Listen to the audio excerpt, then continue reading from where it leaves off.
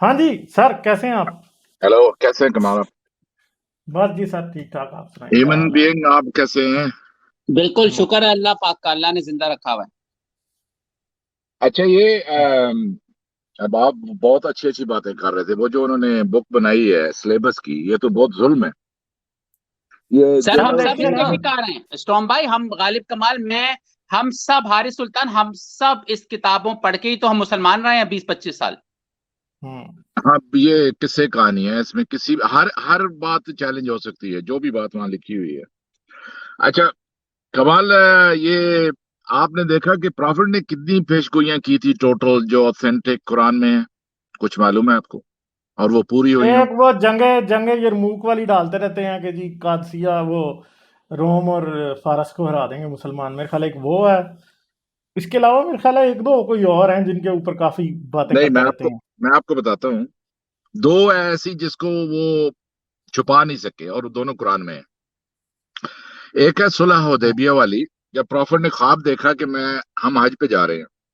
हम्म, तो वो जो नबी का ख्वाब होता है वो वही होती है। हम्म, तो प्रॉफिट ने ये देखा कि हम इस साल हज करने जाएंगे, और उन्होंने जानवर वगैरह लिए और हज करने चले गए।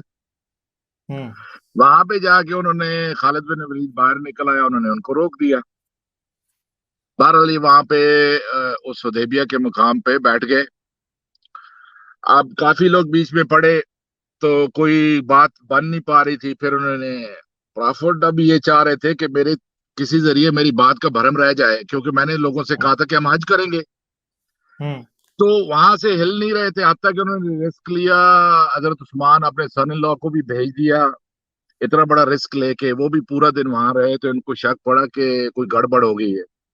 हम्म, बाद में काफी लोग सरदार दूसरे भी आए, तो कोई बात बन ना पाई।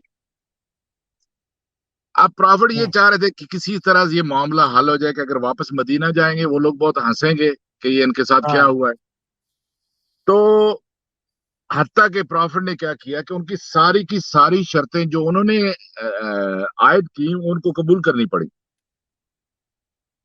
उन्होंने कहा कि आप इस साल हज नहीं करेंगे, आप वापस जाएंगे। अगर कोई मुसलमान जो है वो आपके यहाँ मदीना आया, तो आप उसको वापस करेंगे। अगर हमारा कोई आपका बंदा हमारे पास आ गया, हम वापस नहीं करेंगे। हम्म, सारी की सारी प्रॉफिट ने उनकी शर्तें मान ली। हत्ता कि उन्होंने कहा कि आप ये जो शुरू में बिस्मिल्लाह रहमान रहीम लिख रहे हैं, और रहमान हम नहीं मानते, हम अल्लाह को मानते हैं, और ये मोहम्मद रसूलुल्लाह हम नहीं मानते, इसको भी काटे।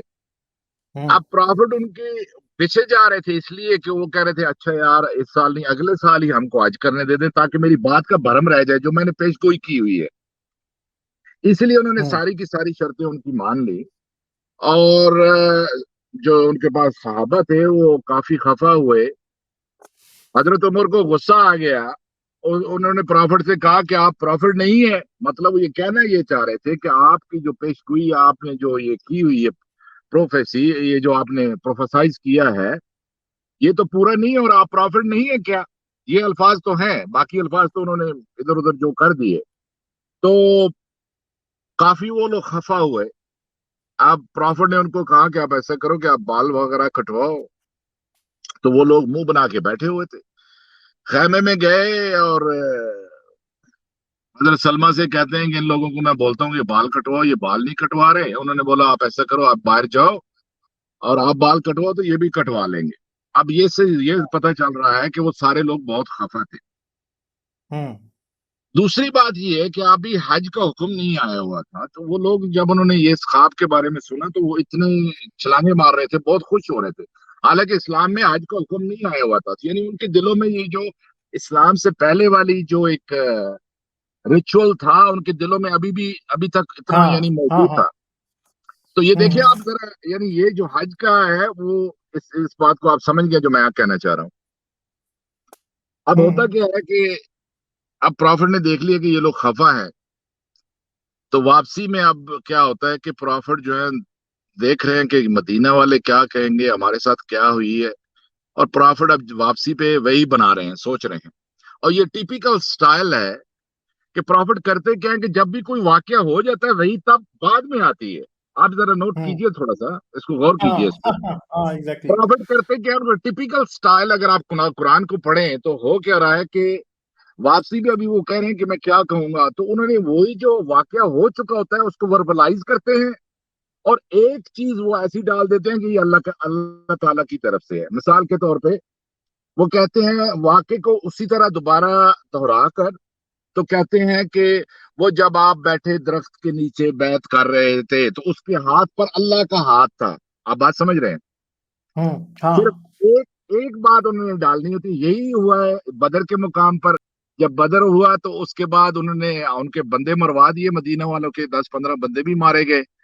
اب ان کو جب پریشانی لاحق ہوئی کہ واپس جائیں گے مدینہ میں اور ان لوگوں نے ہم کو پناہ دی ہے, ہم نے ان کے بندے مروا دیے ہیں. پروفٹ کیا کر رہے ہیں, وہی بدر کا واقعہ اس کو وربلائز کر کے اس ایونٹ کو and then he is saying کہ آپ کو جو ہے وہ فرشتے آپ کی مدد کر رہے تھے, آسمان سے اتر رہے تھے. ہر وقت یہی ہوتا ہے, آپ جو واقعہ ہو چکا ہے اس کو وہی بنا دیا جاتا ہے.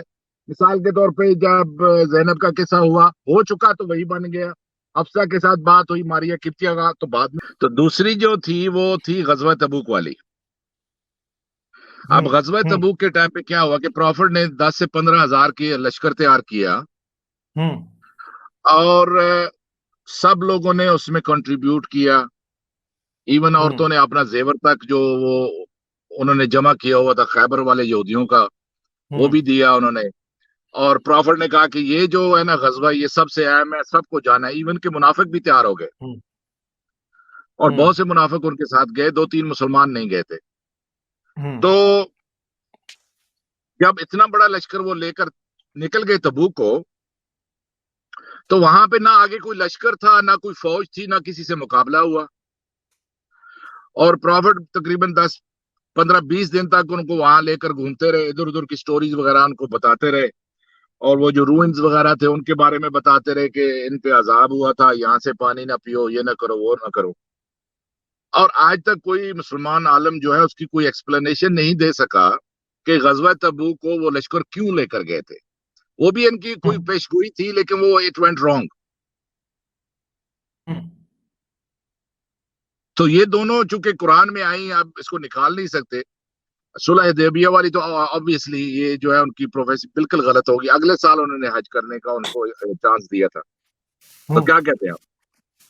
سر بالکل آپ ٹھیک بتا رہے ہیں. آپ ظاہر بات ہے کہ میں نے ان کی وہ آپ سے سن رہا ہوں اور میں نے چیزیں دیکھی تو ہوئی ہیں, مگر مجھے وہ زیادہ جو آپ بتا رہے ہیں اس کا اوپر مجھے کوئی ویسا نہیں ہے کہ کوئی انکار ہے یا کوئی وہ ہے بات ایسی ہے. آپ اچھا, دوسری بات ابھی آپ کر رہے تھے وہ اس دن میں نے ان کے بھی میرے خیال میں حارث کے اس میں سٹریم میں بات کی تھی. یہ جو ابھی آپ بات کر رہے تھے وہ پگ وغیرہ کی, سور وغیرہ کی. تو جو میں نے پڑھا اس کے بارے میں وہ یہ ہے کہ جو یہودیوں کے ہاں اس کی ممانعت اس لیے آئی تھی کہ یہ پرانے زمانے میں جو یہودیوں کے جو اینسسٹر تھے اور ان کے ہاں یہ ایک طرح کا یہ جو جانور تھا یہ ایک سیکرڈ جانور تھا پگ. اور چونکہ یہ ان کا سمبل بھی تھا تو اس لیے وہ جس طرح ہندو جو گائے کا استعمال نہیں کرتے کھانے میں وہ لوگ پگ کو استعمال نہیں کیا کرتے تھے.